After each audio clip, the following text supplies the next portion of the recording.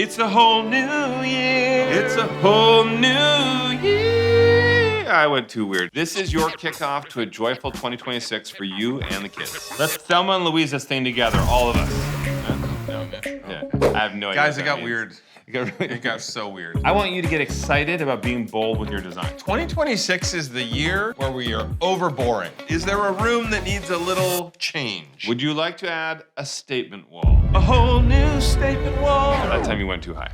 Put in panels or some paper. Is that tune copywritten? I think I changed it enough that we won't get sued. Okay. If there's a wall in your space that is just begging for an extra treatment, this is where you could do something as an easy weekend project, like wallpaper or paneling. You can go bold with your wallpaper. Just know that the more bold you go, generally the faster it goes out of style.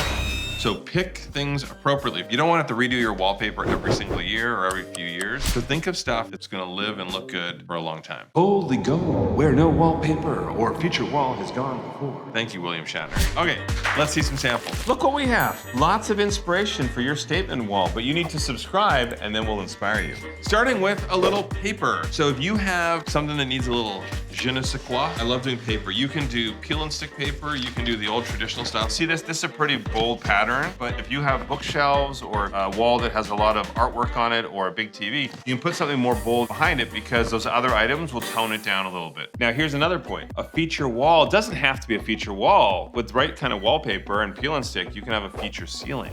You can actually make a dramatic effect to a room just by painting out the ceiling. So all in favor of putting up a little paper in your house?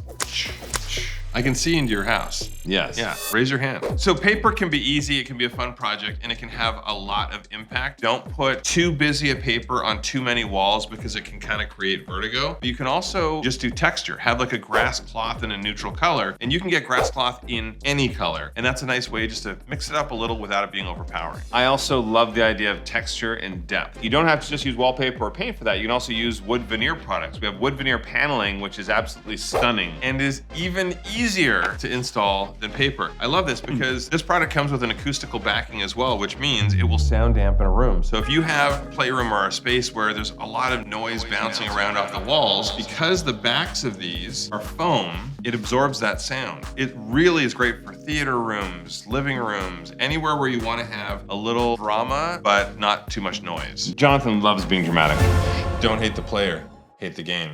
We put it in the apartment building we renovated. We even took a section and we did it up behind the TV and we were able to hide the cables in behind there and it looked like $1 million. Super stylish. You can see with what Jonathan's holding there, you have some contrast. You have the darker backing and that's the sound absorber. Sound absorber, that's a technical term.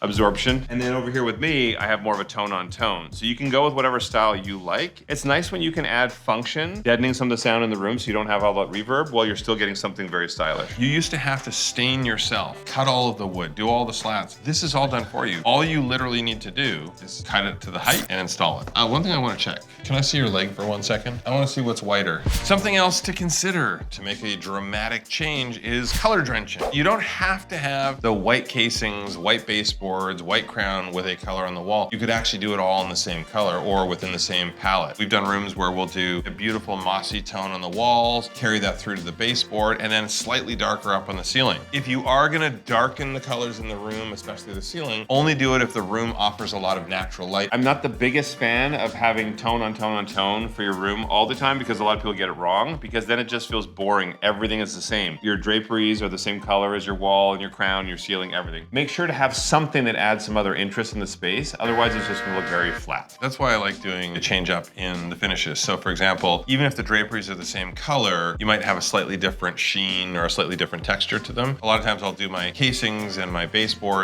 in a satin finish, and then I'll do the walls in a matte. You can mix it up. The way you did it in New York was perfect. I love our guest room in New York. You have these deep, deep, beautiful burgundy colors, and it's carried throughout the whole thing, but we have massive windows, tall ceilings, we can get away with it being darker. Am I color drenching myself right now? You're color drenching, I'm thirst trapping. I think that's called hallucinating. The easiest thing to do for a statement wall are inside walls. What do I mean by an inside wall? An inside corner is where you have two walls like this and then one across the back. That means Inside corners, you can dye your wallpaper or your panels, your veneer hub, whatever it is. You can dye it into the side ones, means you don't have to worry about the edges. When you have outside corners, it's a lot trickier because if you're doing paper, you have to really seal along the corner, otherwise people catch on it. Which there are products now that can help you seal that, and it's not shiny. It doesn't feel like a caulk or a silicone that's really shiny. It's invisible. And then when it comes to the wood products, sometimes you have to cut it in a certain way so you can have a nice clean wood edge on the side. I want to show you what it looks like. This is our inspiration that we're taking. I'm gonna sit here because I have no idea what he's doing. Yeah, we're gonna go me shake to the all this wall. stuff I'm gonna up. show you. You can start to mix and match in your space. One other little trick, if you have a paper but you do have applied moldings, you can actually just apply it to the inside panel of the wood molding. This is a little more bold than what I would do for that. I would do something really subtle, really neutral, but you can just see all the different looks that you can get by just simply adding a new surface material. One other surface material to consider is, of course, tile, especially if you have a wet space. So if it's a kitchen counter, a bar area, something like that, don't use wallpaper as your backsplash because it is not waterproof. We have actually seen people renovate and they put wallpaper around their bathtub. That's true. Again, it all comes down to your budget. Doing tile is a lot trickier, a lot more expensive, a lot more work, but also can have a really great effect. So depending on the aesthetic that you're going for, there are a million different ways that you can create interest. I love a tile that looks artisanal, it looks handcrafted. You can also go for a repeat pattern if you want, or you can have something that feels buried throughout the design. We do the same for the hardwood flooring. For our new ADU out back, we're actually putting in a beautiful feature hardwood that is almost like teardrops in different shapes of wood throughout the whole floor, which makes it look completely custom. So ladies and gentlemen, that concludes Wall Talk with Drew and Jonathan. Hope that has given you a little bit of inspiration. I mean, I don't know, what do you think? Should we just go over and do their wallpaper? Would you like us to come over and add a statement wall to your house? Whatever you want, we're there to help you out. I'll call you, you don't call me. And then we have fabric.